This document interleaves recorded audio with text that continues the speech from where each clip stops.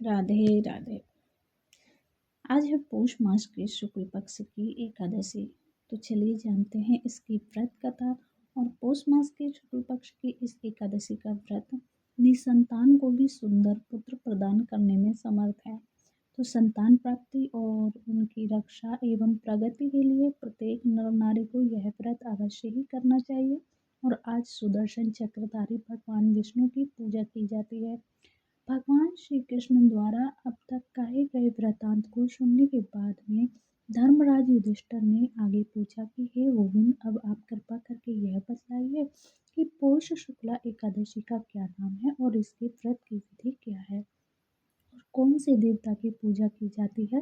भगवान श्री कृष्ण ने उत्तर दिया कि हे राजन, इस एकादशी का नाम पुत्रदा एकादशी है। इसमें भी नारायण भगवान की पूजा की जाती है।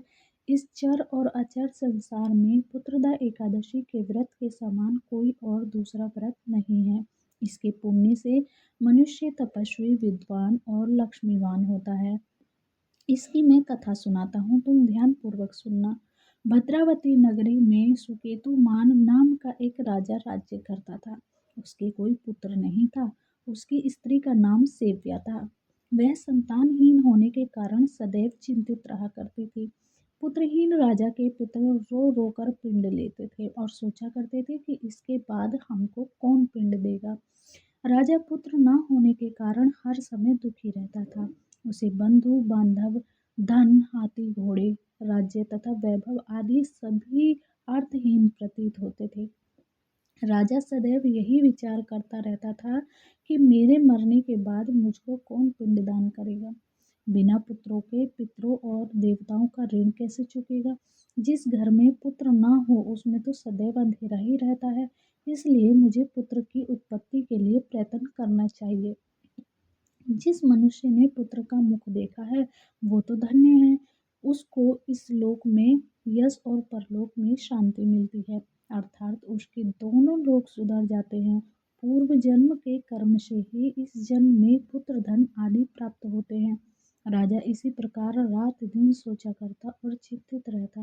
राजा ने अपने शरीर को त्याग देने का विचार भी किया, परंतु आत्मघात को महान पाप समझ करके उसने ऐसा नहीं किया।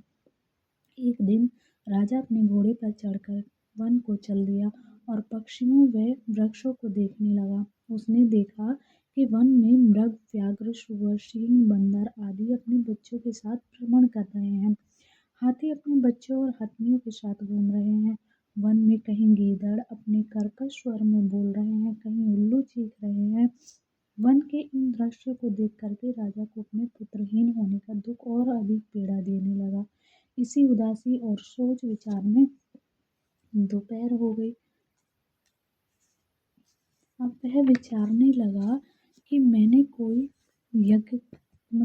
कई यज्ञ किए हैं, ब्राह्मणों को सुंदर भोजन तथा दान देकर के तृप्त भी किया है, और फिर भी यह दुख मुझे क्यों प्राप्त हुआ है। प्यास के मारे अत्यंत दुखी राजा पानी की तलाश में इधर उधर फिरने लगा। थोड़ी दूर पर राजा ने एक सरोवर देखा। उस सरोवर में कमल खिल रहे थे और सारस, हंस, मगरमच्छ आदि सब विहार कर रहे थे। तो सरोवर के चारों तरफ मुनियों के आश्रम थे। उस समय राजा के दाहिने अंग फड़कने लगे। राजा शुभ शकुन समझकर घोड़े से उतरकर मुनियों को दंडवत प्रणाम करके सामने बैठ गए। राजा को देख करके मुनियों ने कहा कि हे राजन, हम तुमसे अत्यंत प्रसन्न हैं। तुम इस जगह पर कैसे आए हो, कहो। इस पर राजा ने मुनियों से उनका परिचय पूछा और फिर अपनी व्यथा सुनाई। मुनि बोले कि हे राजन, पुत्र की इच्छा करने वाले को उत्तम संतान देने वाली पुत्रदा एकादशी है। हम लोग विश्व देव हैं और इस सरोवर पर स्नान करने आए हैं। इस पर राजा बोला कि हे मुनीश्वर, यदि आप मुझ पर प्रसन्न हो तो एक पुत्र का वरदान दे दीजिए। मुनि बोले कि हे राजन, आज पुत्रदा एकादशी है, आप इसका व्रत करें, भगवान की कृपा से आपके अवश्य ही पुत्र होगा। मुनि के वचनों के अनुसार राजा ने उस दिन वही एकादशी का व्रत किया और वही द्वादशी को उसने व्रत का पारण किया और मुनियों को प्रणाम करके अपने महल को वापस चला आया। उसी मास रानी ने गर्भ धारण किया और 9 माह के पश्चात उसके एक सुंदर पुत्र पैदा हुआ। जो बड़ा होकर के अत्यंत वीर यशस्वी और प्रजापालक चक्रवर्ती सम्राट बना। भगवान श्री कृष्ण बोले कि हे राजन, पुत्र प्राप्ति के लिए पुत्रदा एकादशी का व्रत करना चाहिए।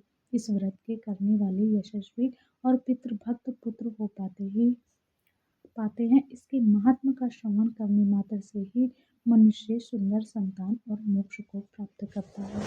राधे राधे।